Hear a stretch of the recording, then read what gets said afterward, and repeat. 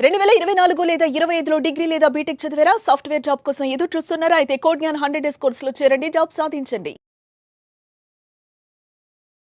నమస్కారం సార్. నమస్తే సార్, ఒక రిలేషన్‌షిప్‌లోకి ఎంటర్ అయ్యే ముందు ఒక అమ్మాయి తెలుసుకోవాల్సిన విషయాలు ఏంటి సార్? ఆ రిలేషన్‌షిప్, ఆ జర్నీ అంత బాగుండాలి అంటే తను ఏం తెలుసుకోవాలి? మ్యారేజ్ రిలేషన్షిప్స్ గురించి మాట్లాడితే ఓకే, చాలా ఇంపార్టెంట్గా తెలుసుకోవాల్సిన ఒక 5-6 పాయింట్స్ ఉన్నాయి. నంబర్ 1 వచ్చేసి ఎమోషనల్ నీడ్స్. అబ్బాయి యొక్క ఎమోషనల్ కేపబిలిటీ ఇది తెలుసుకుని తీరాలి. చాలా మంది ఈ పాయింట్ నెగ్లెక్ట్ చేస్తారు. వాళ్ళకి డబ్బు ఉందా, ఆస్తుందా, హైట్ ఉన్నాడా, బాగున్నాడా, జుట్టు బాగుందా, ఇది చాలా తప్పు. ఎమోషనల్ నీడ్, బికాజ్ నేను ఎమోషనల్ థెరపిస్ట్ కాబట్టి అది చెప్తున్నాను కాదు.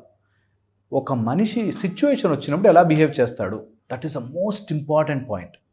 ఇది అందరు అమ్మాయిలు నేర్చుకోవాల్సిన స్కిల్. ఒక డేంజరస్ సిచ్యువేషన్ వస్తే, ఒక కోపమైన సిచ్యువేషన్ వస్తే, ఒక ఆయనకు అనుకున్నట్టుగా జరగని సిచ్యువేషన్ వస్తే ఎలా బిహేవ్ చేస్తున్నాడు, emotional growth of the person చాలా ఇంపార్టెంట్. ఎమోషనల్ ప్రిపేర్డ్నెస్ ఉందా లేదా, వెరీ ఇంపార్టెంట్.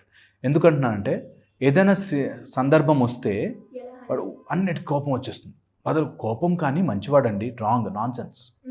ఎప్పుడు ఒప్పుకోద్దా పాయింట్. కోపము కానీ మంచివాడండి ఉండదు. నువ్వు ఆ కోపాన్ని ప్రతి సంవత్సరం, ప్రతిరోజు, ప్రతి నెల తట్టుకోలేవు. సో ప్రతి దానికి కోపం వచ్చేసి అన్నిటికీ ఇరిటేట్ అయిపోయి, రాంగ్, నాన్ సెన్స్. అలాంటి వాళ్ళు చాలా జాగ్రత్తగా, ఎమోషనల్గా కంట్రోల్ లేనివాడు, ఎమోషనల్ మృగం అంటాం మేము, ఎమోషనల్ యానిమల్, అలా ఉన్నవాడు వేస్ట్. ఓకే, అదొకటి బాగా తెలుసుకోవాలి. ఎమోషనల్లీ బాగున్నాడు, యు ఆర్ 90% త్రూ. ఓకే, ఏదైనా ప్రాబ్లం వస్తే ఫేస్ చేద్దాం, తట్టుకుందాం, ఏం కాదులే తీసుకుందాము అనేటట్టుగా ఒకటి. బయట కనడం కాదు, నిజంగా ఉండగలగాల క్వాలిటీ, అది అసెస్ చేయడం రావాలి. Okay, emotional. సెకండ్ వచ్చేసి ఫ్యామిలీ ట్రీ. మనకెప్పుడు ఇటు 7 తరాలు అటు 7 తరాలు అని చెప్పారు. ఎందుకంటే ఒక మంచి ఫ్యామిలీ ఎన్వైర్న్మెంట్లో పెరిగిన వాడు జనరల్లీ బాగుంటాడు. జనరల్లీ 90% బాగుంటాడు. ఎందుకు మనము అలోన్గా ఉన్నవాళ్ళు బాగుండరా అని కాదు. చాలా మటుకు కొన్ని రిలేషన్స్ ఎలా ఉంటాయి, అలోన్గా ఉన్న వాళ్ళకి ఆర్ ఒక్కడే ఉన్న వాళ్ళకి రిలేషన్స్తో ఎలా ఉండాలో తెలియదు. ఒకవేళ ఫ్యామిలీ మంచి ఫ్యామిలీతో త్రూ అండ్ త్రూ కలిసి ఉంటే ఒక బంధముతో ఎలా ఉండాలి అని తెలుస్తుంది. ఎందుకంటున్నానంటే ఎనీ బంధం విల్ హ్యావ్ ఎ రూల్. కొన్ని గివ్ అండ్ టేక్ ఉంటాయి ఒక రిలేషన్షిప్లో.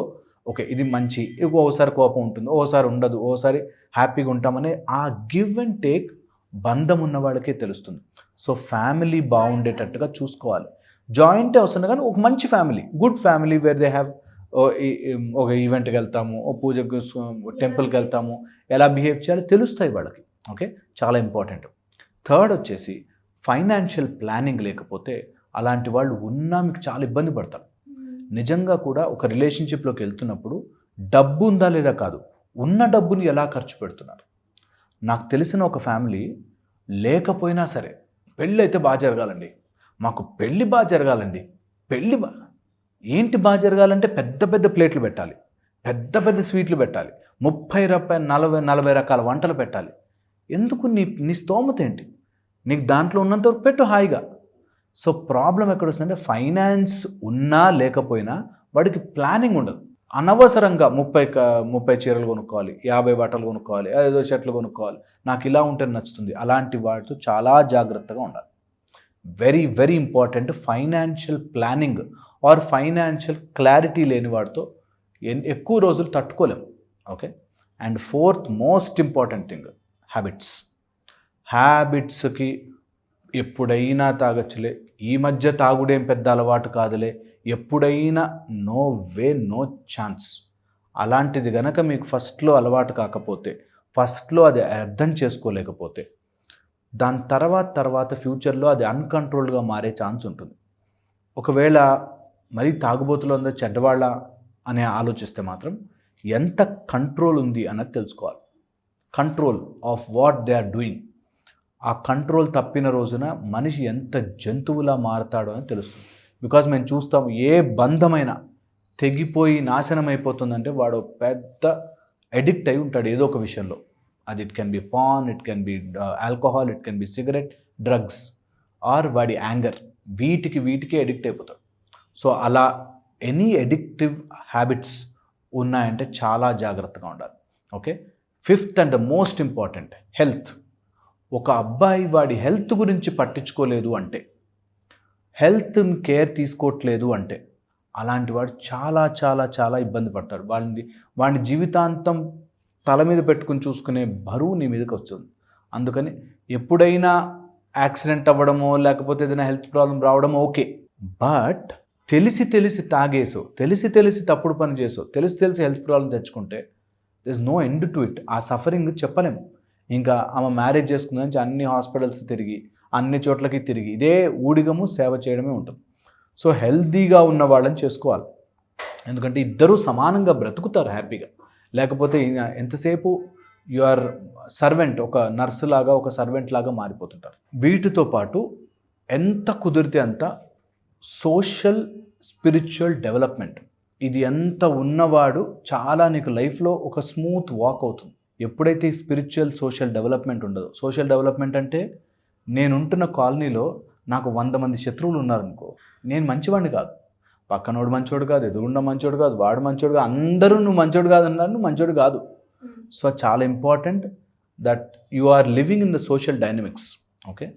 1 స్పిరిచువల్ డెవలప్మెంట్ చాలా చాలా ఇంపార్టెంట్.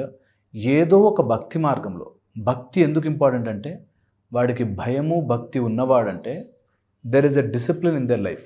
ఆ రెండూ లేనిది ఎటన్నా తిరగచ్చు మనిషి, ఎలాంటి మృగమైనా అయిపోవచ్చు. నాకు భయం లేదు, ఐ కెన్ డూ ఎనీథింగ్. నాకు భక్తి లేదు, నాకు దేవుడే చూస్తాడనే భక్తి లేదు, కాబట్టి ఐ కెన్ డూ ఎనీథింగ్ అన్నట్టు. సో అందుకని రాంగ్ వెళ్ళే మార్గం ఉంటుంది. వీటిని జాగ్రత్తగా మైండ్లో పెట్టుకుని, ఇంకా అట్లా లిస్ట్ చేస్తే చాలా ఉన్నాయి. వీటిలోనే నేను ఎప్పుడు చెప్తాను, highlight important point, mental health support చేసేవాళ్ళు. నీకు ఫ్రస్ట్రేషన్ వస్తుంది, నీకు పిచ్చి కోపం వస్తుంది అంటే ఏం కాదురా నేను ఉన్నా కదా అని చెప్పలేనివాడు నీకు ఎప్పటికీ అవ్వలేడు. అండ్ ఓన్లీ మాటలు చెప్పేవాడు నీకు ఎప్పటికీ కుదరదు. ట్రూ. ఇది చాలా ఇంపార్టెంట్. ఈ విషయం మెంటల్ హెల్త్ అనగానే ఏం కాదు బేబీ నేనున్నాను నోట్తో అంటే కాదు, రియల్గా ప్రాబ్లమ్ని సాల్వ్ చేయగలిగే కెపాసిటీ ఉన్నవాడు కావాలి. అలాంటి వాడైతే నిజంగా ఈ పాయింట్స్ చూసుకోవాలి. ఏ అమ్మాయి అయినా సరే లిస్ట్ రాసుకుని 6-7 పాయింట్స్ ఇవి ఉన్నాయా, mostly they will be fine. Mostly అయినా కూడా కాంప్లికేషన్స్ వస్తే తట్టుకుని ధైర్యంగా ఫేస్ చేసి మార్చుకునే కెపాసిటీ ప్రతి అమ్మాయిలో ఉండాలి. అండ్ నాకు ఎప్పుడు నమ్మకం తెలుసా, ఒక ఉమెన్ బాగుంటే ఆ ఫ్యామిలీ, ఆ సొసైటీ అంతా బాగుంటుంది. ఉమెన్ హెల్తీగా ఉండాలి. So always make sure that me compatibility తీసుకుని తెలుసుకుని అలాంటి వాళ్ళని చూస్ చేసుకోవడం ఈజ్ అ రైట్ ఆప్షన్. లేదు మీరు ఆయన పట్టించుకోవట్లేదు, నాకు చూస్తే బాగుంటుంది. ఒక అమ్మాయి అన్ని క్వాలిటీస్ బాగున్నాయి, జుట్టు లేకపోతే వదిలేస్తుంది. జుట్టు ఉండాలండి, నాకు జుట్టు చిన్నప్పటి నుంచి నేను బట్ట తర్వాత ఊహించుకోలేనండి నాకు అందను. So these are simple things, వీటి వల్ల చాలా మిస్ అయిపోయిన వాళ్ళు ఉంటారు. సో అందుకని ఈ పాయింట్స్, ఎమోషనల్ హెల్త్ని, మెంటల్ హెల్త్ని, నీ మెంటల్ హెల్త్ సపోర్ట్ చేసే వాళ్ళని, health, finances, family life, social and spiritual development, ఇవి ఉంటే హోప్ఫుల్లీ వాళ్ళు బాగుంటారు. అమ్మాయిలందరూ కూడా అబ్బాయి బాగున్నాడా లేదా, హైట్గా ఉన్నాడా, నల్లగా ఉన్నాడా, తెల్లగా ఉన్నాడా అని కాకుండా మీరు చెప్పిన క్వాలిటీస్ ఏవైతే చూసుకుంటే, అంటే ఇప్పుడున్న సమాజంలో ఇలాంటివి చెక్ చేసుకొని కనుక ఒక రిలేషన్షిప్కి వెళ్తే చాలా బాగుంటుంది అనిపిస్తుంది. Thank you sir, thank you so much. Suman టీవీలో మీ పర్సనల్ అండ్ బిజినెస్ ప్రమోషన్స్ కోసం కింది నెంబర్కి కాంటాక్ట్ చేయండి.